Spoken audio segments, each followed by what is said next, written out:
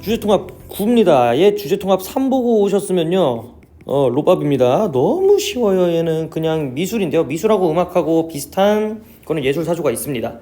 그래서 그거 설명할 거예요. 그래서 기존에 뭐 엄격한 그런 어떤 막 제약적이고 뭐 틀에 박힌 것들 다 꺼져라, 나는 내 갈 길을 간다라고 하는 애들이 꼭 있잖아요.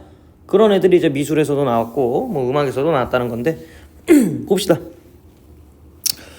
19세기 초 프랑스의 미술계 신고전주의가 유행했다.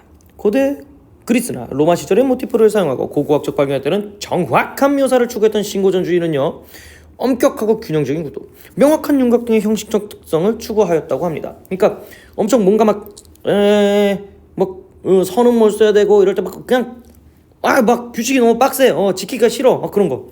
하지만 곧 새로운 게 등장했는데 풍부한 색채, 격정적인 표현 등을 중시하는 낭만주의래요. 이후 프랑스에서는 이 신고전주의와 낭만주의가 대립하면서도 서로 영향을 주고받는 상황이 이어졌다. 당시 프랑스 미술의 중심은 정부에서 주관하는 살롱전이었는데, 신고전주의와 낭만주의의 보수적인 화풍에 불만을 가지고 새로운 형태의 그림을 그린 프랑스의 젊은 화가들이 초대가 안 됐어요. 그래서 그들은 지들끼리 따로 했어요. 거기서 모네 인상, 해돋이라는 그림이 걸렸었는데 이거를 다들 쌍욕을 때렸답니다. 저게 뭐냐 이러면서. 근데 그림의 제목을 따서 전시회에 참여한 화가들을 인상주의자라고 조롱하였는데요, 그냥 그렇게 불러요 지금은. 그래서 인상주의라고 부릅니다. 자, 그래서 인상주의는 누구야? 이런 사람들이죠. 고전주의와 낭만주의, 보수적인 화풍, 틀딱들에게 불만을 가지고 나왔다라는 겁니다. 인상주의는 19세기 후반을 대표하는, 그러니까 1800년대겠죠. 예술사주로 기존의 미술이 추구했던 역사, 종교 등의 소재를 벗어나서 당시의 사람들의 일상적인 모습이나 자연의 풍경을 소재로 삼았다. 특히 빛의 효과 주목하는 인상주의. 그러니까 인상주의는요, 기존에 있던 것처럼 막 뭐 눈에 보이는 대로, 이 사과라는 게 원래 빨가니까 빨갛게 그리고 그게 아니에요.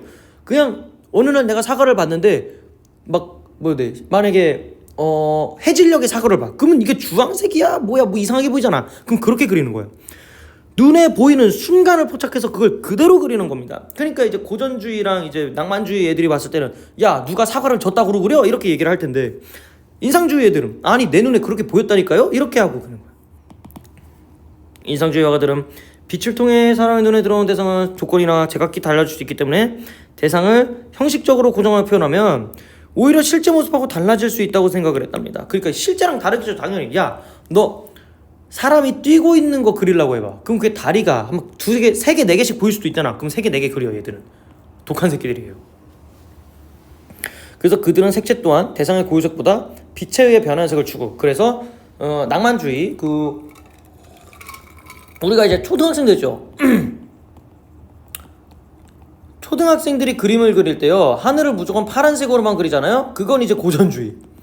근데 가끔 가다가 어떻게 돼? 막 색깔 존나 여러 개 쓰는 애들 있잖아. 막 하늘이 보라색이기도 하고, 막 주황색이기도 하고, 막 여기저기 까만색이기도 하고, 어느 부분은 막 그런 애들이 이제 낭만주의인 애들이에요. 그런 애들이 낭만주의다.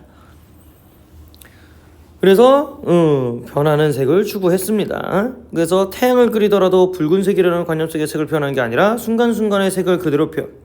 또한 짧은 붓질이나 두드러지게 하는 명암을 사용해서 색채를 구성해서 대상의 윤곽을 뚜렷하지 않게 표현합니다. 좀 외곽선이 없다는 소리겠죠.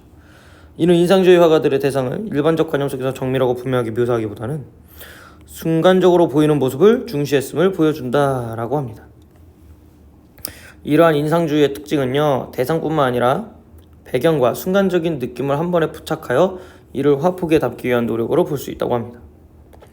따라서 그림에서 대상은 모호해질 수밖에 없었고, 중요한 것은 화가가 그 순간 눈을 통해 보고 있는 감각적인 느낌이 어떻게 감상자에게 잘 전달되느냐 하는 것이었다고 합니다. 인상주의는 감각적인 표현을 중시하면서 세계를 더욱 정확하게 기록하려고 하였고, 이는 음악이나 문학 등의 다른 예술 분야까지 영향을 미쳤다라고 합니다. 그래서 뭐 어렵지가 않죠. 그냥 대상은 모호해진다. 이게 나쁜 게 아니야. 근데 그냥 지들이 그렇게 표현하다 보니까 그렇게 된 거라는 소리죠. 그래서 감상자가 어떻게 그것을 느끼냐를 중요시했답니다. 근데 이거 봐봐, 음악이나 문학 등으로 했죠. 근데 이게 이제 다음이 음악이야. 음악에서도 낭만주의 비슷한 거 바로 나오네. 바로 갑시다. 19세기 유럽을 지배했던 음악 사조는 독일에서 터진 낭만주의, 낭만주의는 이런 거 형식 등이 있었으며 교환국의 양식을 완성하고 있었다. 근데 문제는 봐봐, 우리는 인상주의를 봐야 된다니까. 낭만주의는 틀딱이었어요 당시에는. 그래서 하지만 프랑스 음악가들은 이러한 낭만주의의 구조적 특성이 프랑스와는 맞지 않는다 생각해서 진정한 프랑스 음악을 찾기 위해 시도. 프랑스 음악가인 드뷔시가 음악은 규칙보단 즐거움을 따라한다고 말했대요. 그래서 아무거나 졸라 막 한 인상주의와 일맥상통한 면이 있다. 아무거나 따라 하면 또 이상하죠. 그러니까 와, 갑자기 한 번이 나오면 어떡해. 커피한테 당했어요.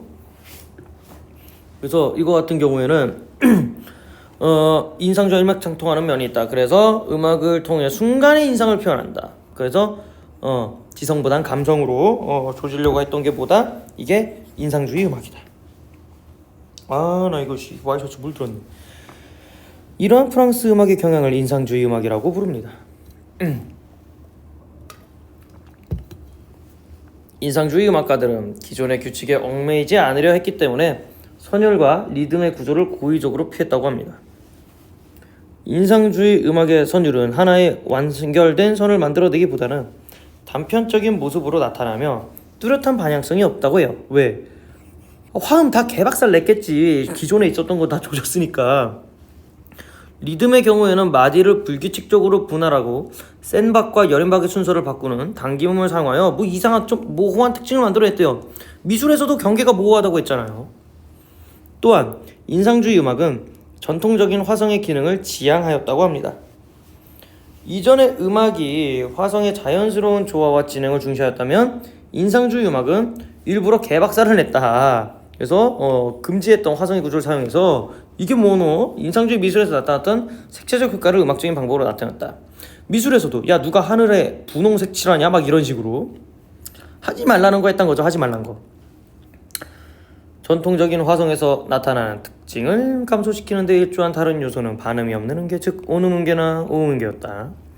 일반적으로 사용하는 음계는 5개의 온음과 2개의 반음, 그래서 으로 이루어져 있고 온음과 반음의 위치관계에 따라 조성과 중시음이 정해졌어요.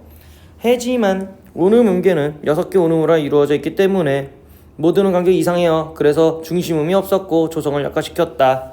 그렇죠. 이거 우리 이거 주제통합 3 읽으신 분들은 알 겁니다. 5개 온음, 2개의 반음. 그래가지고 반음이 총 12개다. 그래서 그거 막 나눴다. 알잖아. 그래서 이랬어. 그래서 오음 음계는 조성을 약화시키는 동시에 좀 색다른 이국적인 음향을 내는데도 효과적이었대요. 인상주의 음악가들은요, 오케스트라를 위한 작품을 작곡하긴 하였지만 청중을 압도하는 과장된 표현을 사용하지 않았대요. 대신 각 악기의 음색적 특징을 부각하고 목관악기, 현악기, 금관악기 사이의 음색을 대비적으로 꾀했다.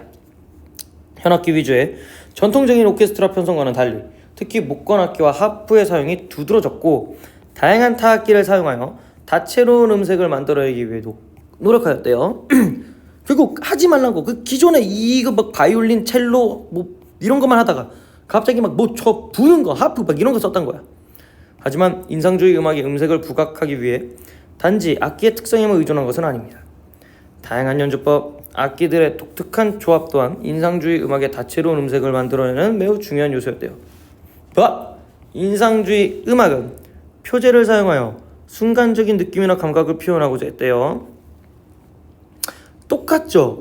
인상적 미술, 그 순간적인 거, 순간의 모습, 아니면 음악도 순간적인 느낌 감각. 인상주의 음악에서 사용된 표제는 시각적이면서도 암시적인 모호한 애매한 이미지를 불러일으키는 효과를 주었다.